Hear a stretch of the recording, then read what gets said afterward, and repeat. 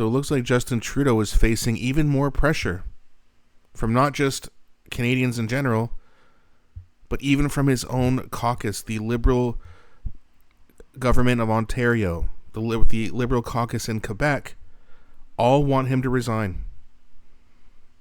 So we got a video here. It says Liberal support falls, calls to resign grow. So let's have a look at this and we'll talk about it after like usual. Feat in the history of the Liberal Party as the Prime Minister faces growing calls from his own caucus to resign. We saw that, the Atlantic caucus, the Quebec caucus, and the Ontario caucus have all come to a consensus that he should step down. Surrey area Liberal MP Ken Hardy himself has publicly called for Trudeau's resignation, but the Pacific Liberal caucus, made up of MPs here in BC, has not yet. There is no consensus. At least I didn't hear one. It's certainly not unanimous in either direction. Public perception, on the other hand, is much more clear. A new survey by Angus Reid pegs Liberal Party support at just 17% nationwide. 60. That's 2 points lower than their disastrous defeat in 2011, which left them in third place. In terms of modern times, in terms of, say, the last generation, things are as bad as they could be. Trudeau's personal popularity is at its lowest since he took office, just 22%.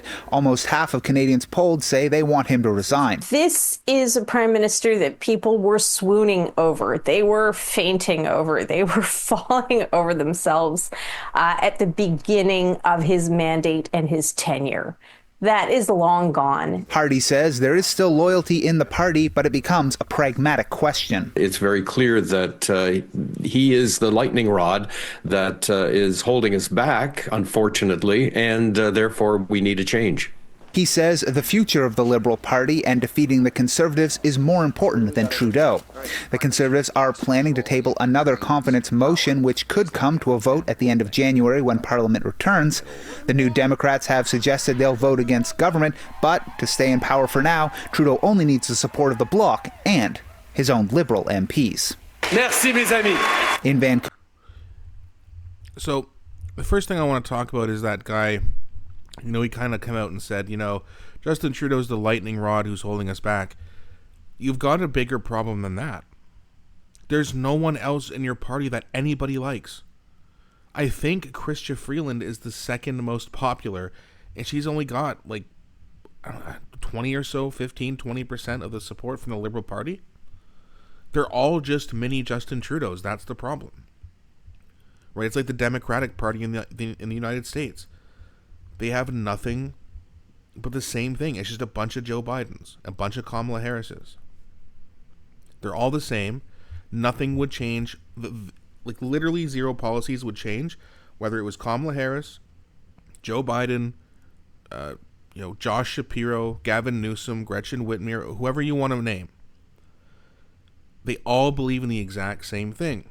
Globalism. So, where do you go from here? And this is why I keep saying that. Not only are the Liberals going to get smoked, I mean, who else do they have?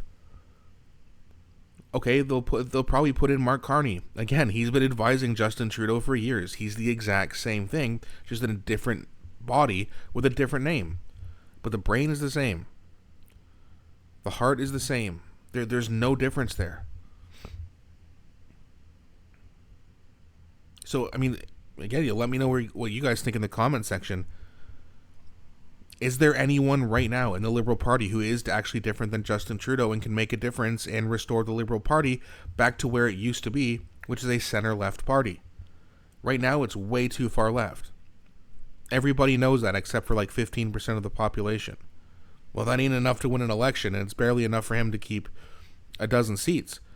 There's been projections out there saying he's going to get somewhere between 6 and 12 seats. That would be the worst defeat they've ever had in the history of their party.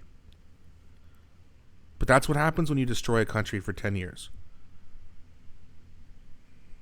I don't understand what the Liberal Party MPs or their advisors are actually thinking. You've got nowhere to go.